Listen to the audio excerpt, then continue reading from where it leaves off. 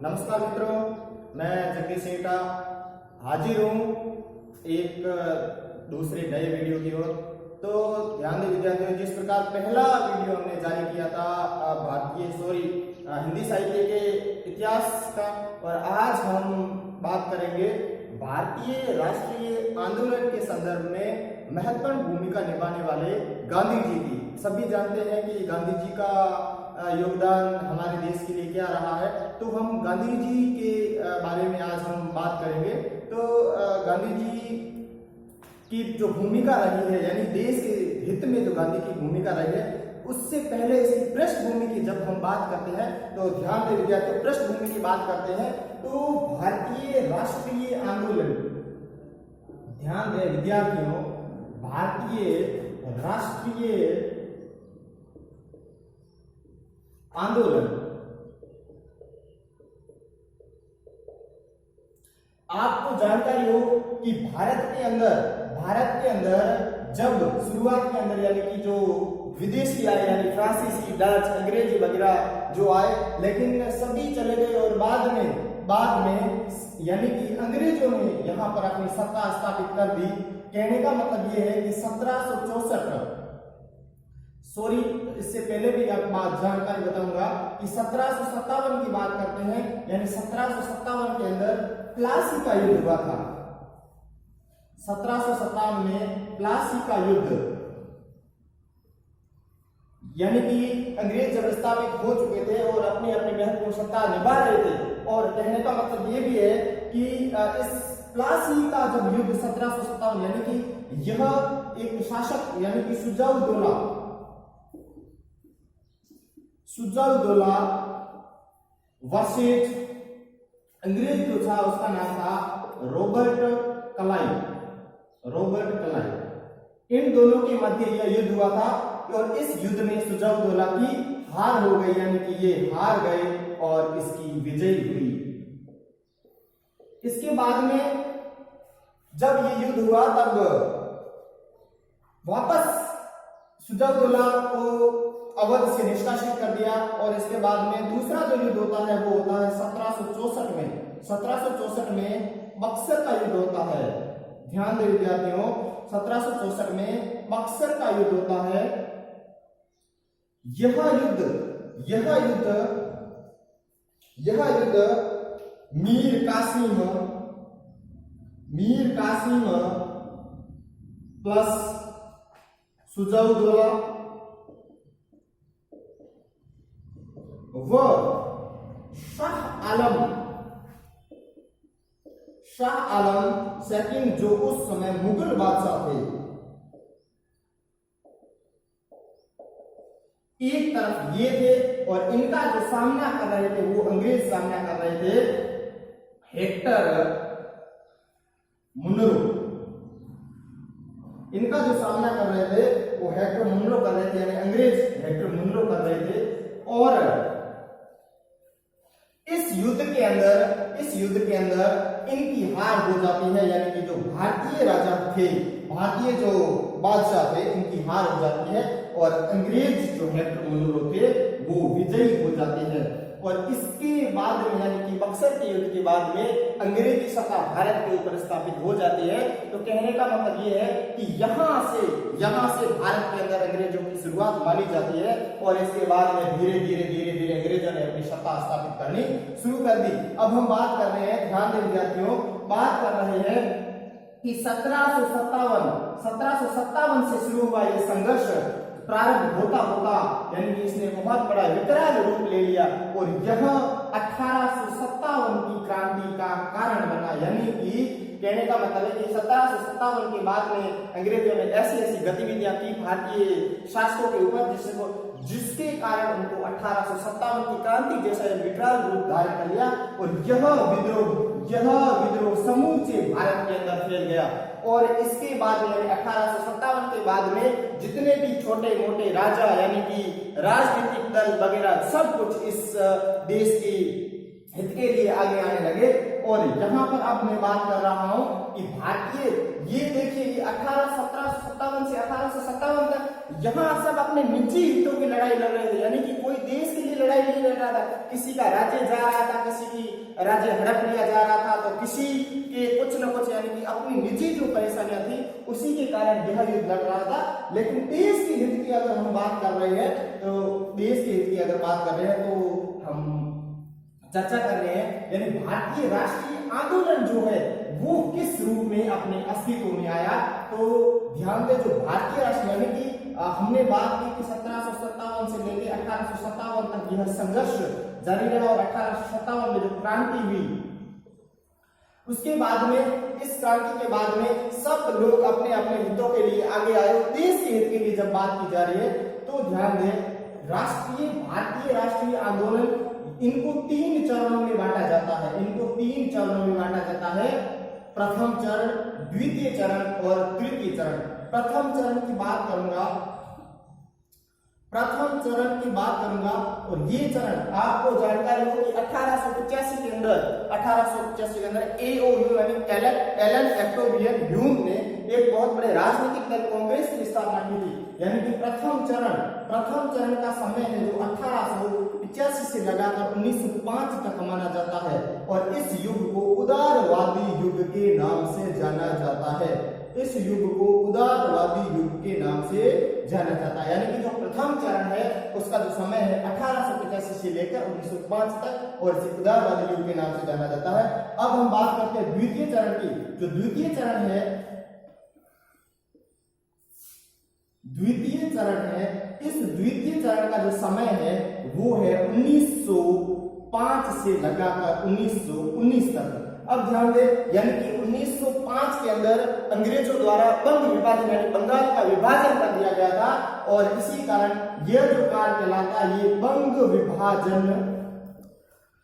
विभाजन से 1919 के अंदर अंग्रेजों द्वारा एक एक्ट लाया गया था और उस एक्ट का नाम था रोलेट एक्ट। यानी कि बंग विभाजन से लगाकर रोलेट एक्ट तक का ये काल, रोलेट एक्ट का काल ये कहला था। उसके बाद में जो तृतीय चरण है, ध्यान दें विद्यार्थियों, जो तृतीय चरण है, इस तृतीय चरण की हम बात करते हैं। इस तृतीय चरण का जो समय है वो है 1919 से लगाकर और 1947 तक। यानी कि जो तीसरा जो चरण है उसका जो समय है वो 1919 से लगाकर 1947 तक और इस चरण को गांधी युग के नाम से जाना जाता है। ध्यान रहे विद्यार्थियों, 1919 से लगाकर और 1947 तक का जो समय है इस समय को गांधी युग के नाम से जाना जाता है। तो अब आपको समझ में आ गया होगा कि भारतीय जो राष्ट्रीय आंदोलन की शुरुआत मुख्य रूप से 3 चरणों में मानी जाती है। पहला जो चरण है वो 1885 से 1905 जिसे उदारवादी युग के नाम से जाना जाता है। जो द्वितीय जो चरण है वो 1905 से लगाकर 1919 के मध्य का काल है और इस काल को बंग विभाजन से लेकर रोलेट एक्ट का काल कहा जाता है। और जो तीसरा जो चरण है यानी कि ये इसका जो समय है ये है 1919 से लगाकर 1947 ईस्वी तक माना जाता है। और आपको जानकारी है कि 1947 का जो समय है वो हमारे भारत के लिए बहुत महत्वपूर्ण दिन है, महत्वपूर्ण वर्ष है और यानी कि यही समय 1919 से 1947 तक को हम गांधी युग के नाम से जानते हैं। तो अब हम बात कर रहे थे यानी कि गांधी युग की। अब हम महात्मा गांधी की जो भूमिका यानी कि इस भारतीय राष्ट्रीय आंदोलन के अंदर महात्मा गांधी की जो भूमिका रही है उसकी हम बात करेंगे। तो अब हम चर्चा करते हैं महात्मा गांधी के जीवन काल की। आज हमारा जो विषय है वो महात्मा गांधी के ऊपर है, यानी कि महात्मा गांधी।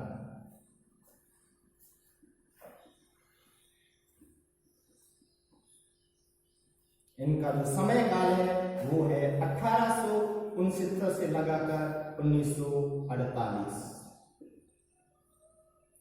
तो ध्यान दें विद्यार्थियों, महात्मा गांधी नाम ऐसा कोई व्यक्ति है नहीं जिसने सुना नहीं होगा। यानी महात्मा गांधी की भूमिका हमारे देश के लिए बहुत महत्वपूर्ण मानी जाती है। तो महात्मा गांधी के जीवन काल की हम बात कर रहे हैं। तो इनका जन्म, सबसे पहले जन्म की बात करते हैं तो इनका जन्म 2 अक्टूबर 1869 को 2 अक्टूबर 1869 को गुजरात के पोरबंदर में काठियावाड़ कस्बे में हुआ।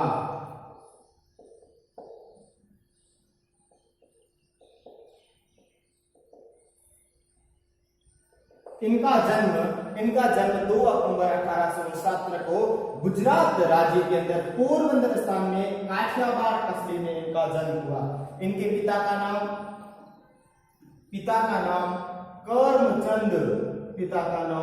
करमचंद गांधी, माता का नाम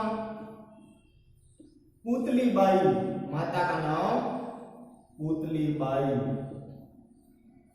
पत्नी का नाम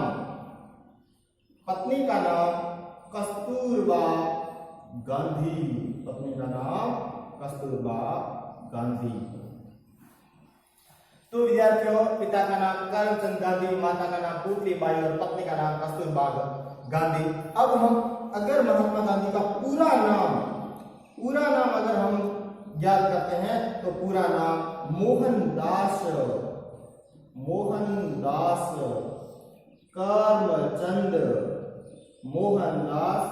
करमचंद गांधी। तो ये विद्यार्थियों इनका परिचय है, यानी कि ये इनका जन्म कहाँ हुआ, इनके पिता का क्या नाम था, इनकी माता का क्या नाम था, इनकी पत्नी का क्या नाम था, इनका पूरा नाम क्या था। और अब हम उपनामों की बात कर रहे हैं तो गांधी के उपनाम बहुत सारे हैं, हम आगे इसकी चर्चा करेंगे। उपनामों की चर्चा हम लगातार कर रहे हैं, लेकिन अब जहां तक हमने इसकी बात की तो इसके जीवन परिचय की बात करिए। अब हम इनकी प्रारंभिक शिक्षा की बात कर रहे हैं। तो इनकी प्रारंभिक शिक्षा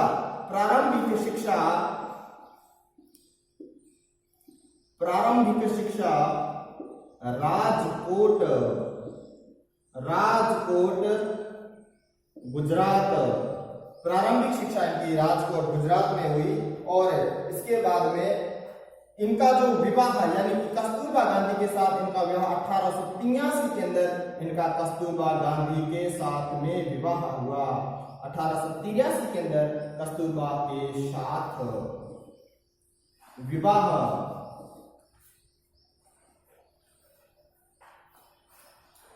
फिर 1888 और 89 के काल, यानी कि ये काल इनके जीवन का महत्वपूर्ण काल है।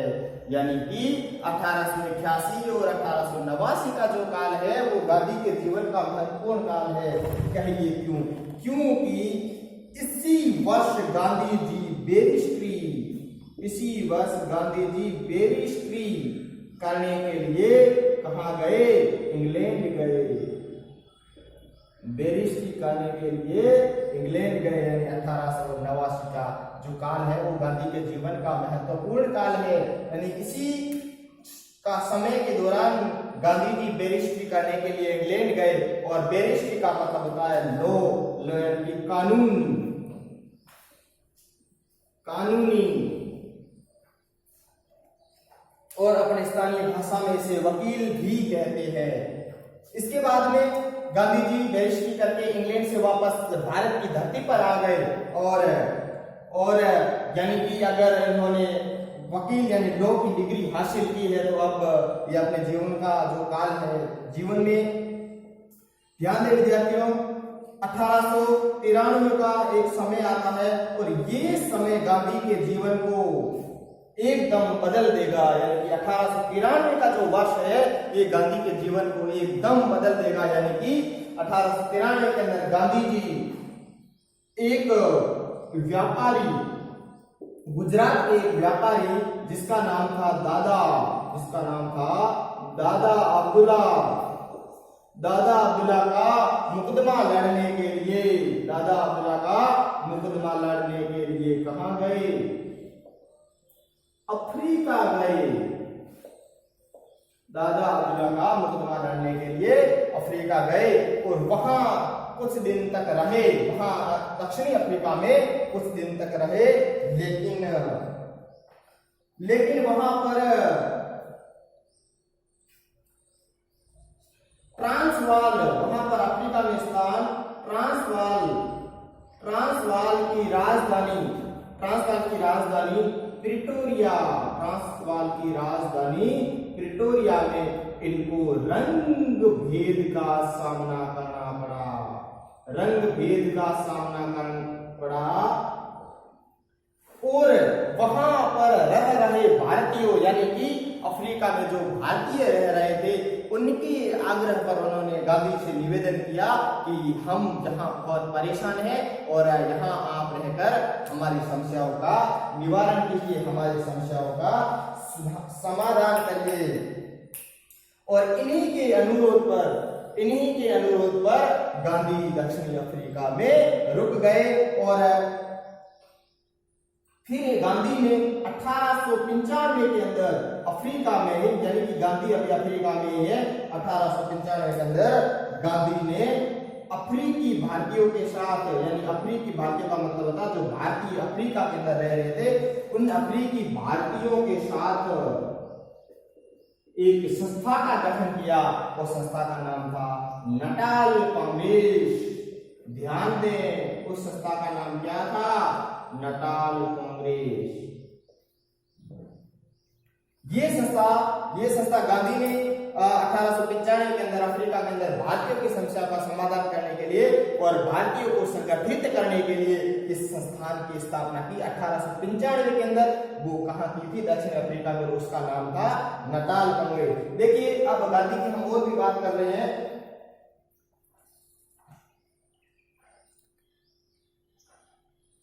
इसके बाद में जो गांधी का जो समय है, गांधी की आगे चर्चा कर रहे हैं। अब हम गांधी को और आगे बढ़ा रहे हैं। ये गांधी के जीवन काल की हमने चर्चा की। और भी गांधी एक अपने आप में एक महत्वपूर्ण नाम है।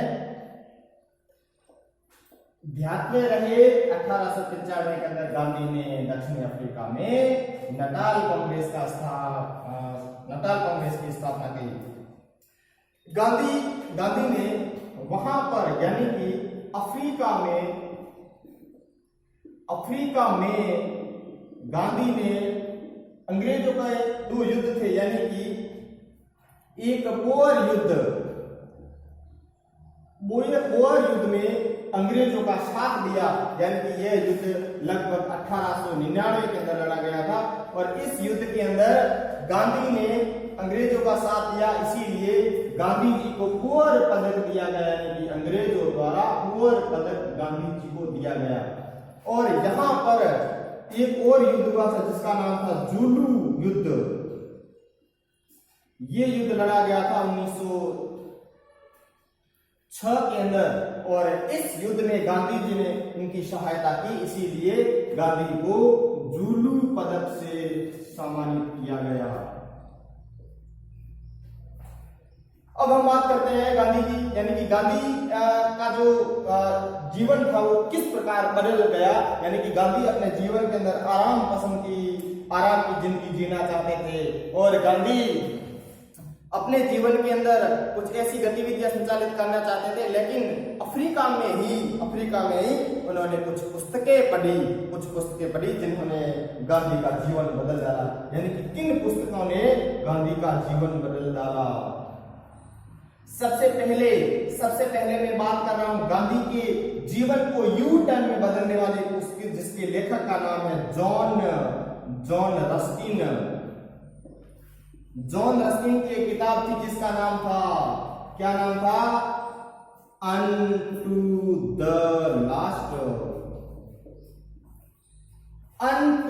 लास्ट पुस्तक ने गांधी का जीवन बदल डाला।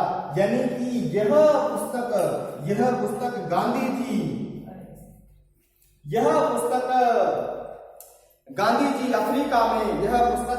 जी अफ्रीका में जोहान्सबर्ग से डरबन जा रहे थे। यानी कि ट्रेन के द्वारा गांधी जी यात्रा कर रहे थे, यानी जोहान्सबर्ग से डरबन की यात्रा कर रहे थे। और इसी समय जोहान्सबर्ग में गांधी के एक मित्र जिसका नाम था हेनरी पोलक, इस हेनरी पोलक ने यह किताब अनटू द लास्ट किताब गांधी को भी, और गांधी ने जोहान्सबर्ग से डरबन की यात्रा के मध्य इस पुस्तक को पढ़ा, यानी कि इस पुस्तक को पढ़ा। इस पुस्तक को पढ़कर गांधी एकदम अलग हो गए, यानी गांधी का जीवन एकदम बदल गया। उसके बाद में यानी कि यह विवरण गांधी ने अपनी जो विवरण है, यानी कि ये बात गांधी ने अपनी जो आत्मकथा है, गांधी ने अपनी आत्मकथा जिसका नाम है द मैजिक, यानी कि गांधी ने अपनी आत्मकथा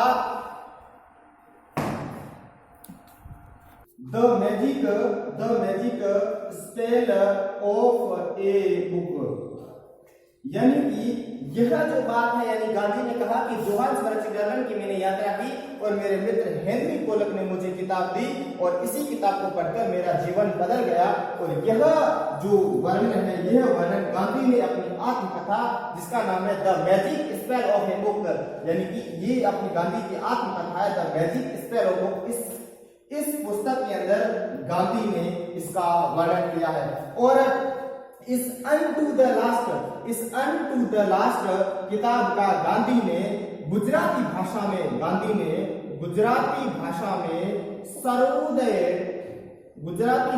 में सर्वोदय शीर्षक से इसको संपादित किया है, इसको प्रकाशित किया, यानी कि इस अनटू द लास्ट किताब को गांधी ने गुजराती भाषा में सर्वोदय शीर्षक के नाम से प्रकाशित किया। उसके बाद में ये किताब जॉन रस्किन की थी। इसके बाद में गांधी जी के जीवन में किन किताबों ने जीवन बदल डाला, यानी कि टॉलस्टॉय की पुस्तक, ध्यान दे विद्यार्थियों, टॉलस्टॉय की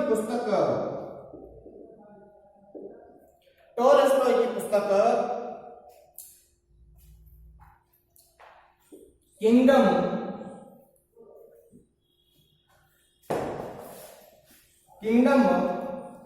विद्यार्थियों, टॉलस्टॉय की पुस्तक kingdom of God is within you, यानी कि इस पुस्तक ने भी गांधी का जीवन बदल डाला, यानी कि भगवान, इसका मतलब ये होता है कि भगवान का साम्राज्य आपके अंदर है। यानी इस किताब का हिंदी अनुवाद होता है कि भगवान का साम्राज्य आपके अंदर है। और इन्हीं टॉलस्टॉय की जो दूसरी पुस्तक थी उसका नाम था वार एंड पीस, दूसरी किताब है उसका नाम है वार एंड पीस। तीसरे जो साहित्यकार है उसकी किताब का नाम है, उनका नाम है मैजिनी, और इनकी किताब का नाम था ड्यूटीज ऑफ मैन, यानी तीसरी जो किताब है वो मैजिनी की किताब है और इस मैजिनी किताब का नाम है ड्यूटीज ऑफ मैन। और इस ड्यूटीज ऑफ मैन किताब को पढ़कर भी गांधी जी का जीवन बदल डाला। और चौथे लास्ट व्यक्ति है, यानी कि ध्यान दें विद्यार्थियों, गांधी जी की जो पुस्तकें हैं जॉन रस्किन की अनटू द लास्ट, उसके बाद में टॉलस्टॉय की दो पुस्तकें kingdom of God is within you और दूसरी किताब है वार एंड पीस, और तीसरी जो है ड्यूटीज ऑफ मैन, यानी ये मैजिनी की किताब है। और चौथी जो किताब है वो है जो गांधी के जीवन की जो चौथी पुस्तक थी वो डेविड हेनरी थोरो की किताब थी, डेविड हेनरी थोरो की किताब थी। इसका नाम था प्रिंसिपल ऑफ सिविल डिसओबीडियंस। ध्यान दें, ये एक बहुत महत्वपूर्ण किताब है, डेविड हेनरी थोरो की किताब जिसका नाम था principle of civil disobedience. Gandhi ने जितने भी अपने जीवन के अंदर सत्याग्रह जितने भी किए हैं वो सब सत्याग्रह इस पुस्तक पर आधारित है, यानी कि गांधी के जो सत्याग्रह इस पुस्तक पर आधारित थे। यानी कि जितने भी गांधी ने सत्याग्रह किए हैं वो सत्याग्रह की प्रेरणा गांधी को डेविड हेनरी थोरो की पुस्तक प्रिंसिपल ऑफ सिविल डिसओबीडियंस, इस पुस्तक से गांधी को सत्याग्रह की प्रेरणा मिली। और इसके बाद में हेनरी डेविड थोरो की एक और किताब है, हेनरी डेविड थोरो की विद्यार्थियों एक और किताब है जिसका नाम है लाइफ विदाउट प्रिंसिपल। दूसरी किताब का नाम है लाइफ विदाउट प्रिंसिपल।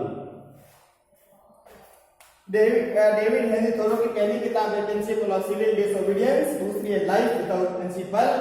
इन किताबों ने गांधी का जीवन बदल डाला, यानी कि गांधी ने अपने जीवन के अंदर ज्यादातर जो बदलाव किया है वो बदलाव इन किताबों के दौरान हुआ है। ये गांधी का पार्ट फर्स्ट था और अगले पार्ट हम नेक्स्ट वीडियो में जारी करेंगे।